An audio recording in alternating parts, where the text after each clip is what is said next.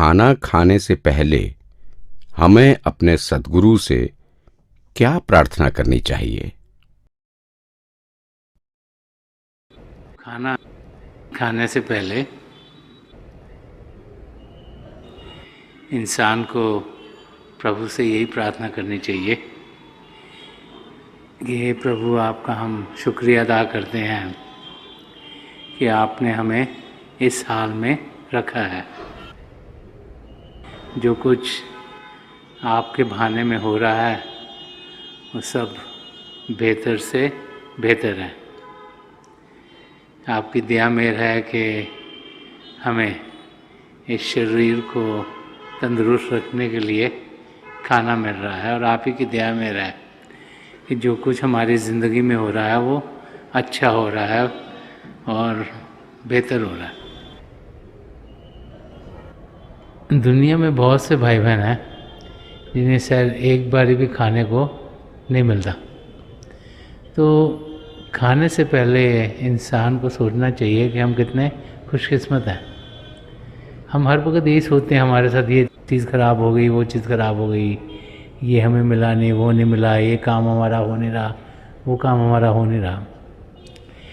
लेकिन ये जानना ज़रूरी है कि ये शरीर खुराक के ऊपर चलता है, खाना खाने के ऊपर चलता है, और उसे अगर सही खाना ना मिले तो शरीर सही तरीके से काम कर नहीं पाता। प्रभु ने हम सबके लिए कुछ न कुछ बनाया होता है ताकि हमें खाना मिले, और उसके लिए उसका शुक्रिया अदा करना बड़ा ज़रूरी है। तो खाने से पहले हमें ज़रूर प्रभु का शुक्रिया अदा करना चाहिए कि उसने हमें इस हाल में रखा है कि हम शरीर को जो खुराक चाहिए वो दे पा रहे हैं। और जब शुक्राने के भाव से इंसान जीता है तो फिर उसकी ज़िंदगी में बरकतें और बढ़ती हैं, प्रभु की रहमत और होती है, और वो इंसान सही तरीके से जैसे एक इंसान को जीना चाहिए उस तरीके से अपनी ज़िंदगी जीता है। तो हम सब रोज़ाना खाते हैं, कोई 3 बारी खाता है, कोई 4 बारी खाता है, कोई हो सकता है ज़्यादा बारी खाता हो। तो खाना खाने से पहले हमें ज़रूर प्रभु के चरणों में प्रार्थना करनी चाहिए, उसका शुक्राना अदा करना चाहिए, और देखेंगे कि हमारी ज़िंदगी में और भी बहुत कुछ हमें मिलता रहेगा। क्या सद्गुणों को अपने जीवन में ढालने से अंदरूनी तरक्की होती है? सद्गुणों का हमारी ज़िंदगी में ढालना एक पहला कदम है रूहानियत की मंजिल की ओर बढ़ने के लिए। तो जब हम सच्चाई के रास्ते पर चलते हैं, जब हम अहिंसा का रास्ता अपनाते हैं, प्रेम से जीते हैं, करुणा से जीते हैं, निष्काम सेवा भाव से जीते हैं, किसी के मददगार होते हैं, ह्यूमिलिटी से जीते हैं, नम्रता से जीते हैं, तो फिर अभ्यास के लिए बैठते हैं तो हम देखते हैं हमारी तरक्की ज़्यादा होती है, क्योंकि हमारे अंदर हलचल कम होती है। जिसके अंदर हलचल होगी वो तरक्की कर नहीं पाएगा। इसलिए सद्गुणों का हमारे अंदर होना ज़रूरी है ताकि हमारा अभ्यास बढ़े। अब जैसे जैसे हम अभ्यास करते चले जाते हैं वैसे वैसे रूह की पवित्रता और बढ़ती चली जाती है, उसकी सफाई होती चली जाती है, उस करके भी सद्गुण हमारे अंदर और आने शुरू हो जाते हैं। तो ये दोनों चीज़ें एक दूसरे को मदद करती हैं। हम अपनी तरफ से कोशिश करें कि अपने अंदर सद्गुणों को ढालें, और फिर हम देखेंगे कि हमारे अभ्यास बेहतर होंगे, और फिर जैसे जैसे भजन अभ्यास के लिए हम ज़्यादा समय निकालेंगे, हम देखेंगे कि आस्ते आस्ते सद्गुण हमारी ज़िंदगी में बढ़ते चले जाएंगे। तो एक किस्म का सर्कल है, एक चीज़ दूसरे को मदद करती है। काल के जाल से निकलने का साधन क्या है?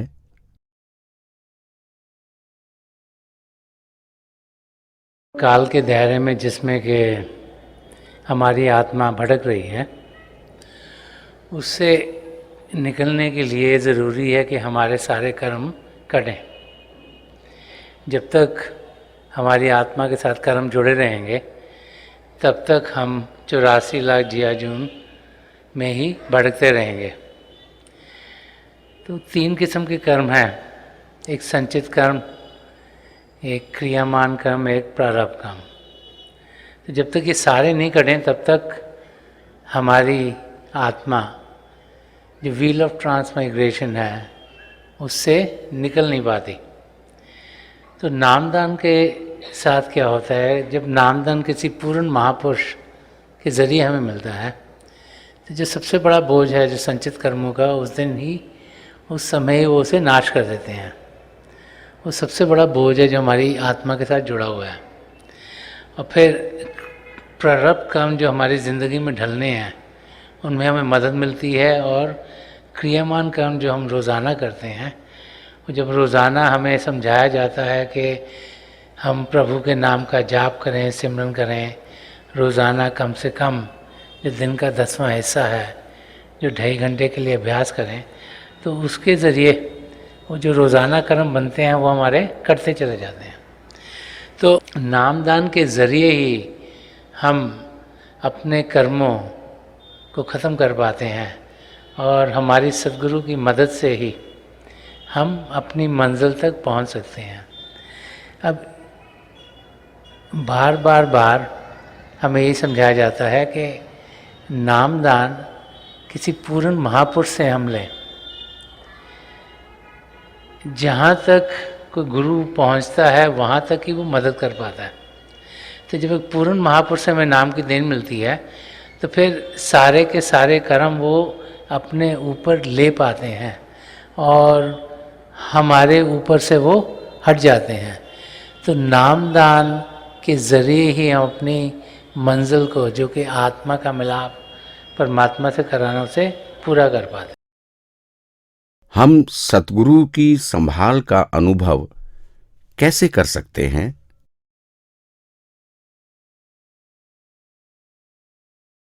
सतगुरु की संभाल हम सबकी ज़िंदगी में हर पल रहती है। ये हमारा नज़रिया है कि हम उस संभाल को कैसे देखते हैं। अगर हम देखें तो दिन भर में बहुत सी चीज़ें होती हैं जहाँ हमें मदद मिलती है। तो अगर हमारा नज़रिया सही होगा तो हम देखेंगे कि हर पल हर क्षण हमारे सतगुरु का सहारा हमें मिल रहा है। तो प्रभु की संभाल, अपने सतगुरु की संभाल अपनी ज़िंदगी में देखना, अपने नज़रिए को सही करना है। अगर हम सोचें कि ये जो कुछ हुआ वो अपने आप हो गया, शायद बाय चांस हो गया, अचानक हो गया, तो फिर हमारी समझ कुछ सही नहीं है। जब हम अपनी समझ सही बनाते हैं और जब हमें ये समझ में आता है कि प्रभु हमारा रखवाला है, हमारे सतगुरु के ज़रिए हमें मदद मिलती है, तो फिर हम देखेंगे कि हर पल हर क्षण हम उनकी संभाल अपनी ज़िंदगी में देखेंगे, जानेंगे। हर रोज़ कई वाक़ये होते हैं। कार में हम जाते हैं, एक्सीडेंट होते होते रुक जाता है, कुछ और तकलीफ़ आने वाली होती है वो हट जाती है। तो कई वाक़ये हमारी ज़िंदगी में रोज़ाना होते हैं जिनके ज़रिए हम अपने सद्गुरु और पिता परमेश्वर की संभाल की ओर ध्यान दे सकते हैं। तो नज़रिया इंसान का अगर सही हो तो फिर वो इस संभाल का पल पल अनुभव करेगा। संदर्शन सिंह जी महाराज ने फरमाया कि नफस मुझे लाजिम है शुक्र का सता, कि मेरे दोस्त का एहसान है ज़िंदगी मेरी। तो वो समझ के हर पल हर सांस में हम प्रभु का शुक्रिया अदा करें कि उनकी दया मेहर से हम इधर आए, उनकी दया मेहर से हमारी ज़िंदगी चल रही है, उनकी दया मेहर से हम अपनी मंजिल की ओर बढ़ रहे हैं। इंसान अपनी प्रगति स्पिरिचुअल पथ पर कैसे माप गेज सकता है? अपनी तरक्की रूहानी रास्ते पर मापना कोई बहुत आसान नहीं है। चंद चीज़ें हैं जो हम अपनी ज़िंदगी में देख सकते हैं। वो भाई बहन जो भजन अभ्यास करते हैं, रूहानी रास्ते पर चलते हैं, बाकायदगी से करते हैं, उनकी ज़िंदगी शांत होनी शुरू हो जाती है। समय के साथ साथ उनके अंदर जो क्रोध है वो कम होगा, उनकी बातचीत जब औरों के साथ होगी तो वो मिठास से भरपूर होगी। हमारे अंदर शांति ही शांति भरपूर है, हमारे अंदर प्रभु का शब्द चल रहा है, उससे मीठा और कुछ है नहीं। तो जितना ज़्यादा हम उसके साथ जुड़ेंगे उतना ही हम देखेंगे कि हमारी ज़िंदगी खुशियों से भरपूर रहेगी और इस किस्म की ज़िंदगी हम आराम से गुजार सकते हैं। महापुरुष जब भी आए हैं उन्होंने यही समझाया कि हम ये ना जाने कि हमारी तरक्की कितनी हुई है, हमारा काम है एफर्ट पुट इन करना, रिजल्ट कुछ भी होगा उसका फिक्र नहीं करना है। हमारा काम है कि भजन अभ्यास करें। ये मत सोचें कि अगर आंखें बंद करी हैं तो अब क्या मेरे पैर सुन्न हो गए हैं, क्या मेरे ये जो शरीर का बीच वाला हिस्सा ये सुन्न हो गया है, कि मेरी ये छाती वाला हिस्सा सुन्न हो गया, कि मैं किस तरीके से यहाँ शिव नेत्र पर एकाग्र हूँ। वैसे करते हैं तो ध्यान हमारा उन तरफ जाता है और फिर हम आगे बढ़ नहीं पाते। हमें ये देखना है कि हमें अभ्यास सही तरीके से करना है और जो जो हमारे लिए बेहतर होगा उसी किस्म के अनुभव हमें होंगे। केवल इंसान सोचता है कि ये अनुभव दूसरे अनुभव से बेहतर है, और ये भी ज़रूरी नहीं कि एक अनुभव के बाद दूसरा हो तीसरा हो, कोई भी अनुभव हो सकता है। डिपेंड करता है कि हम कितने पैशन से बैठते हैं, कितनी लगन है हम में प्रभु को पाने की, और हम कितने प्रेम से प्रभु की याद में समय गुजारते हैं। तो थोड़े से चिन्ह मिलते हैं, लेकिन हर वक्त सोचना कि मेरी कितनी तरक्की होगी, मेरी कितनी होगी, किसी और की कितनी हुई, उससे हमारी तरक्की होती नहीं, सगों उसमें बाधा आता है। तो हमें जानना चाहिए कि जो जो हमारे लिए बेहतर है वो हमारी ज़िंदगी में ज़रूर ढलेगा। और जब भी अभ्यास करें, वो भाई बहन जिन्हें नाम की देन मिल गई है, कोशिश यही होनी चाहिए कि रोशनियाँ आसमान से तारे चंद्रमा को पार करते हुए अपने सदगुरु के नूरी स्वरूप तक हम पहुँच पाएँ।